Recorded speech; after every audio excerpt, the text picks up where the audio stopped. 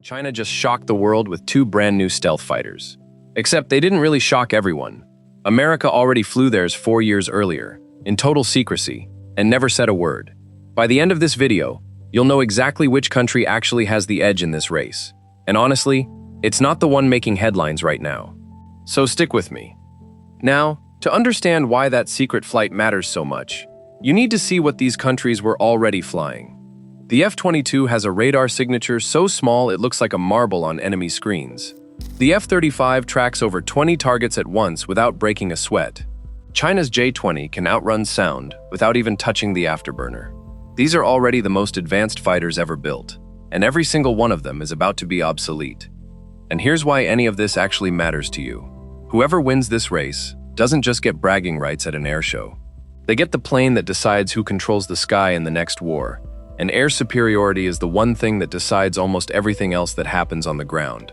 Countries have bankrupted entire defense budgets chasing this exact edge before. So no, this isn't just a cool jet story. It's a trillion-dollar bet on who's still flying free 20 years from now. Here's what nobody tells you about sixth-generation fighters. It's not just a faster jet with a new coat of paint. It's a completely different animal. Every fighter flying today still needs a tail, and that tail is basically a giant radar reflector. 6th-gen jets are cutting it off entirely, using flight computers smart enough to keep the plane stable without one. And that same computer is expected to run so much processing power, it can command an entire fleet of drones, instead of just a couple of wingmen. Picture a jet that reads the battlefield like a grandmaster reads a chessboard, already 3 moves ahead of you. But here's where it stops sounding like a video game and starts sounding real. And then there's the weapons. Forget missiles for a second. The real leap is a laser powerful enough to knock a missile out of the sky before it even gets close. That's not some concept sketch either. The Air Force has already tested a ground-based version that works. Right now, it's called the palletized high-energy laser, and in testing, it's already knocked practice rockets and drones clean out of the sky. Shrinking something like that into a fighter jet's nose is still years away, but the physics already works. That's the part that should scare you. Stealth nobody can see. A brain that outthinks you. Weapons that hit at the speed of light. That's the bar. So who's actually clearing it? This is where December 26th comes back in. And that date isn't random.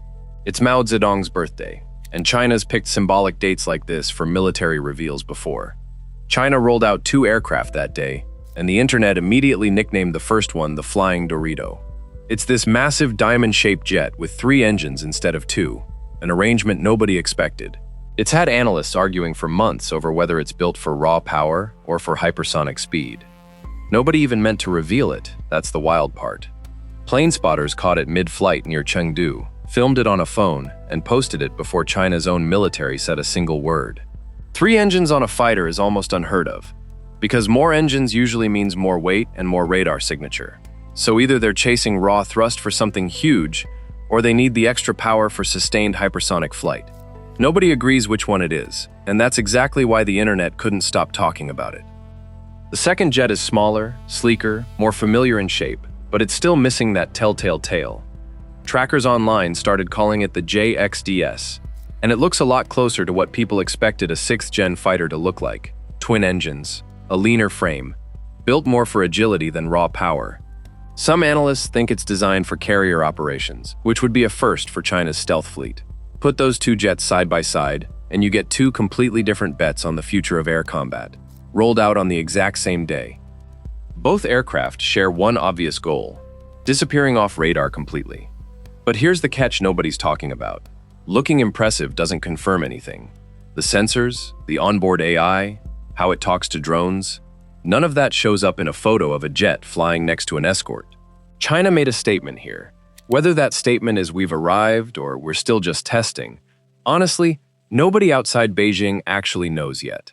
While everyone was busy reacting to China's reveal, here's the part they completely missed. America wasn't caught off guard, not even close. Back in 2020, the Air Force's own acquisition chief let it slip, almost casually, that the US had already built and flown a full-scale next-generation demonstrator, and broke records doing it, in complete secrecy. No photos, no press release, nothing. And that wasn't even a one-off.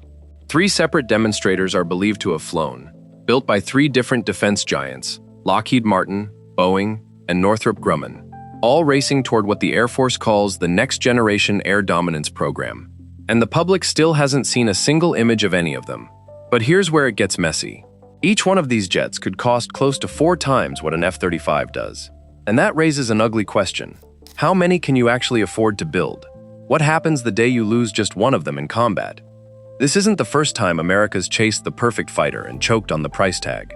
The F-22 was supposed to be the backbone of the entire Air Force, with plans for over 750 jets on order. Congress took one look at the final cost and slammed the brakes at 187. Production shut down in 2011, and it never restarted, not even when the Air Force asked for it again years later. So when people say the next jet might be even more expensive than the F-22, that's not a small warning. That's the same story about to repeat itself. And then there's the twist nobody saw coming. Northrop Grumman, the company behind the B-21 Raider bomber, is now arguing their aircraft isn't just a bomber at all. They're saying it might already be the first operational 6th-generation combat aircraft. And it's sitting in production right now. It's already flying test flights out of Palmdale, California, with at least 6 airframes reportedly built. And the Air Force wants a fleet of at least 100. Each one is rumored to cost around $700 million, which sounds massive until you put it next to a $300 million fighter that can't carry a fraction of the payload. Suddenly, the bomber looks like the bargain. While China's still flying prototypes, America may have already quietly slid its 6th-generation leap onto the assembly line. So America's got 3 secret demonstrators, a bomber that might already qualify, and one brutally expensive decision still sitting on the Pentagon's desk. But the piece that actually decides this race? It's got nothing to do with either country's aircraft. Here's the problem nobody in Washington wants to say out loud. When a single jet costs nearly 4 times an F-35, you can't build a normal-sized fleet and call it a day. Lose one in a real fight, and you haven't just lost a plane, you've lost a fortune, and a piece of the fleet you can't just replace. And this is the one decision that could quietly reshape the entire Air Force. So the Pentagon's stuck choosing between 3 paths. Stick with the expensive fighter, and accept a fleet that might end up smaller than the F-22's ever was. Hand more of the mission to the B-21 instead, a bomber that can already run drone swarms on its own. Or build a hybrid force, a smaller number of next-gen fighters, backed by B-21s, backed by drones, working as one system instead of one aircraft trying to do it all. Early war games are reportedly already favoring that third option, small manned fighter, big bomber, swarm of drones. Because losing a $50,000 drone stings a lot less than losing a $300 million jet. Whichever path they pick, one thing's obvious now. The fighter jet as a lone hero aircraft might already be on its way out. So let's go back to the question. Who's actually ahead? China rolled out 2 jaw-dropping jets and grabbed every headline on the planet. America had already flown its own demonstrator 4 years earlier, in total silence, and quietly slid a bomber into production that might already count as 6th generation on its own. On paper, that looks like America's game to lose. But here's the twist that actually settles this, and it's not about either country's jets at all. Nobody builds a 6th generation fighter alone anymore. America's got the UK, Italy, and Japan pooling radar tech, manufacturing muscle, and electronics into one program. France, Germany, and Spain are running a second one, quietly feeding insights back to American developers. That's 2 separate paths to the same finish line, splitting the cost and the risk in half. The first one's called GCAP, the Global Combat Air Program, and it's targeting a working jet by 2035. The second is FCAS, backed by France, Germany, and Spain, aiming for the tail end of that same decade. They've had their own fights, mostly over which country's company gets to lead, but the money and the risk are still split 3 ways instead of one country eating the entire bill alone. China's corner looks a lot lonelier. Russia's technically a partner, but sanctions and setbacks have slowed them to a crawl. Pakistan gets access to Chinese tech, but they're not building a 6th generation fighter of their own. They're a testing ground, not a teammate. That's the real gap. It's not engines or radar or steel, it's manpower and money, spread across 4 nations instead of 1. And honestly, that's the real answer here. This was never going to come down to one incredible aircraft. It comes down to who's building it with the most help, the most shared cost, and the most room to fail and try again. China closed that gap faster than almost anyone predicted. And if you ask me, that should worry people a lot more than either of these reveals did. So here's the real question I'd throw back at you. If the next war came down to who built the smarter system instead of who built the flashier jet, would you still bet on the country with the biggest headline? If you want to know the second this becomes public, subscribe, because it's coming.